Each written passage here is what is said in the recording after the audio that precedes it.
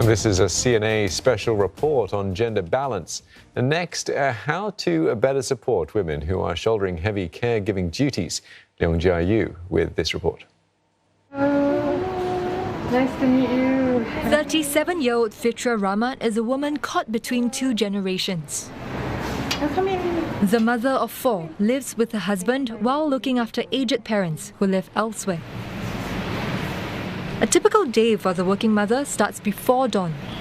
Usually by 5, I already woke up and then doing some ironing for my kids. My husband closing, and after that by 7 they already got off to school and work. And after that by 8:30 I have to start with my work from home. Then I do a bit of cleaning.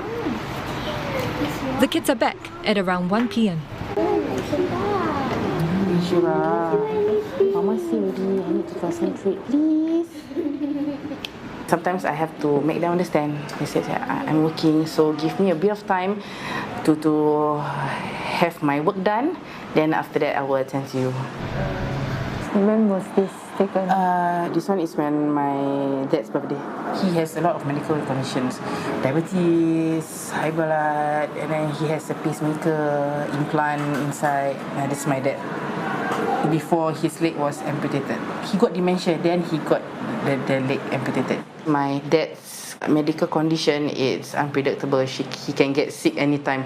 How often do you rush over there? Usually 2 months once. Sometimes my dad will, he will have fever, and then he will have shivering, and then sometimes my mom will get panic. She said that, no, you have to calm down, I don't know what to do. Was there a moment in time where you felt like you really wanted to give up? There is. At that time, my mom's house was having upgrading. She expected me to, come over every day to help her, but she really stressed me out. She would keep on calling and say, you have to calm down. That's where sometimes, I will break down. Sometimes I will cry. Ultimately, Fitra is grateful that her employer is understanding. At least when I work from home, as and when I know I can do some cooking, and then after that I go over to my work, it's really flexible. It's easy for me to take care of my kids. Fitra isn't the only one who has benefited from flexible work arrangements. I spoke to some other caregivers, and these are the situations they face. I think the current work from home thing is pretty good because it gives a lot of flexibility towards working moms. So I can take care of my kid, bring them home in time instead of rushing to send them to school and then rushing back to pick them up from school. Most of my mother appointments are on weekdays, so and it's during office hour. So of course, flexible hour it really helps. For many caregivers, the pandemic has opened up more flexible work options, arrangements that were previously harder to come by.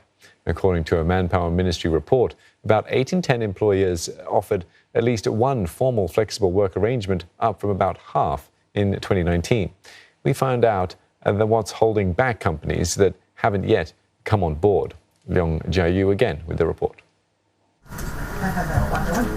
Staggered hours and teleworking are now the most common flexible work arrangements, as technology paved the way for many to work from home.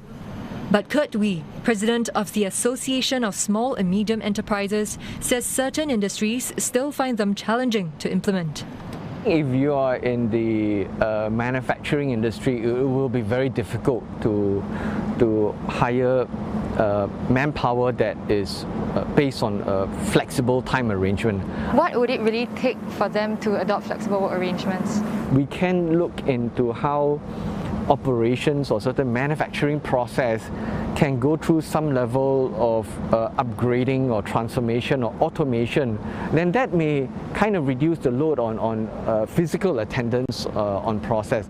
As of last year, 76% of firms in manufacturing and 65% of firms in construction offered formal flexible work arrangements. They ranked lower than companies in retail, accommodation, F&B, public admin and education, infocoms and professional services. Experts say the challenge lies in matching the needs of the employee and the employer. Thanks for arranging time for this. Joshua Im has been running his recruitment firm for over 30 years. Half the staff work in the office and the other half from home. We want productivity, isn't it? Yeah, performance. So if a person is better, having more time at home, having greater production, why not, isn't it? But we feel that we would want to give them more liberty and even to the extent more engagement so that they have high productivity. So that's why Managers and staff come to a joint decision on the team splits. If consistently they have been meeting their KPIs, right, then that will give me the so-called ability, right, to present it to my senior management, for approval to allow this staff to work from home.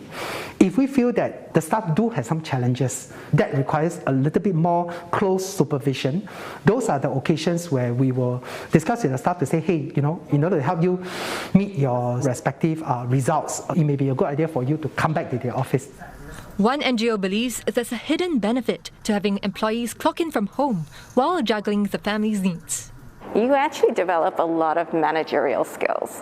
You learn how to empower, you learn how to inspire, you learn how to time manage. All of those traits are really managerial traits and lend themselves to really good teamwork.